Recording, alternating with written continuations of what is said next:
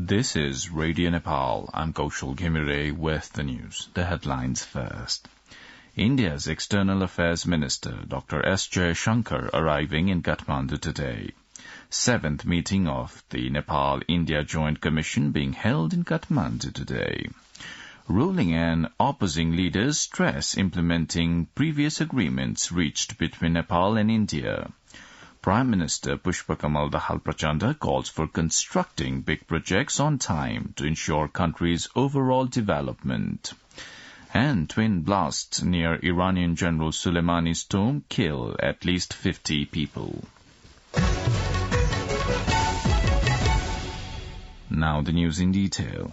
The Minister for External Affairs of India, Dr. Subramaniam Jaishankar, is arriving in Kathmandu today to participate in the Nepal-India Joint Commission meeting. This marks his second visit to Nepal, with his first visit occurring in 2019 following his appointment as Foreign Minister. In addition to attending the Joint Commission meeting, Dr. Jaishankar is scheduled to meet with several dignitaries. These include courtesy calls on President Ramchandra Paudel and Prime Minister Pushpakamal Dahal Prachanda. Dr. Jaishankar will also have a bilateral meeting with Foreign Minister Narendra Prakash Saud. They will discuss the bilateral relations between India and Nepal and exchange views on the respective governments' perspectives. Foreign Minister Saud will host a dinner for the entire delegation, including Dr. Jaishankar. Meanwhile, Nepal and India are poised to formalize a power trade agreement today. The Ministry of Energy, Water Resources and Irrigation has confirmed that the prior agreement, which involves Nepal exporting 10,000 megawatt of electricity to India over the next decade, is set to be finalized. Naveen Raj Singh, the ministry spokesperson and joint secretary, announced that the bilateral agreement will be signed by ministry's secretary Gopal Sikdel and his Indian counterpart Pankaj Agrawal at an event today. In addition, it was revealed that 3 significant transmission lines were slated for inauguration. The agreement was initially reached during Prime Minister Pushpakamal Dahal Prachanda's visit to India last May. At that time, Indian Prime Minister Narendra Modi declared India's intention to import Nepal-produced electricity on a long-term basis. Prime Minister Pushpakamal Dahal Prachanda has said the government has prioritized the construction of big infrastructure projects. Addressing the inaugural session of the 16th National Convention of Nepal Engineers Association in Kathmandu yesterday, Prime Minister Dahal stressed the need for building big projects on time to ensure the country's overall development and economic prosperity. According to him, the government has been pursuing the construction of the 10,800 megawatt capacity Karnali Chisapani hydropower project and 400 kilovolt transmission line project with priority. He claimed that the government was moving towards corruption control and guaranteeing good governance while addressing the challenges of the economy. Also speaking at the program, Minister for Physical Infrastructure and Transport, Prakash Jwala, said the government was serious towards creating more jobs, capacity enhancement of country's workforce, and implementation of minimum wages. Urban Development Minister Sita Gurung underscored the need of a coordinating role on part of the engineering service to increase effectiveness of the development efforts. Prime Minister Pushpakamal Dahal Prachanda has said the effectiveness of government mechanism during crisis has increased in the present time.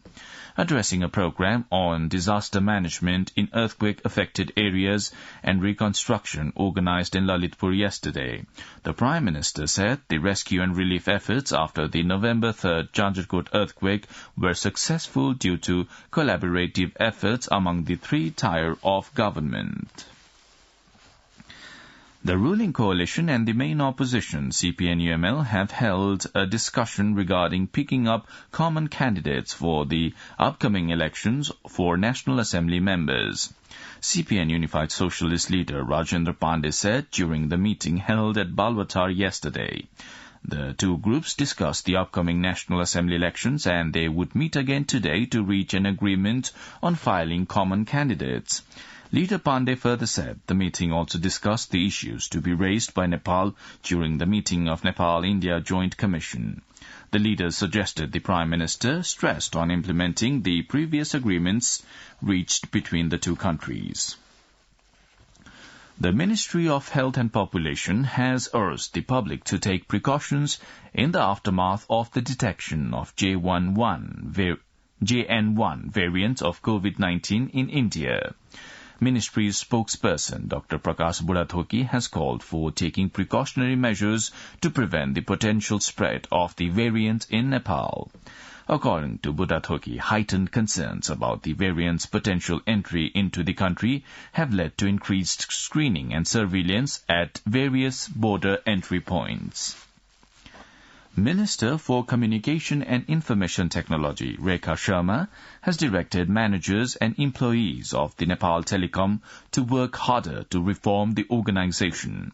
Addressing the 17th anniversary of Nepal National Employees Organization of the Nepal Telecom Central Committee yesterday, Minister Sharma stressed the need for political parties and employees' organizations to focus on economic prosperity. On the occasion, the minister shared that homework was underway to consider amendment to the Telecommunications Act 2053 Bikram Sammat and pledged to revise the telecom regulations from time to time. You're listening to Radio Nepal's 8 a.m. English News Bulletin. Now on to some international updates. At least 50 people have been killed by two bombings near the tomb of Iranian Revolutionary Guards General Qasem Soleimani on the 4th anniversary of his assassination. The BBC has quoted state broadcaster IRIB as saying another 60 people were wounded when the blast hit a procession near the Saheb al-Jaman mosque in the southern city of Kerman. It cited Kerman's deputy governor as saying it was a terrorist attack. A video circulated online appeared to show several bodies on a road. Hundreds of people were reportedly walking towards the tomb on Wednesday as part of a ceremony to commemorate General Soleimani, who was killed in a U.S. drone strike in neighboring Iraq in 2020. The UN peacekeeping force in Lebanon says it is deeply concerned about a potential escalation of violence.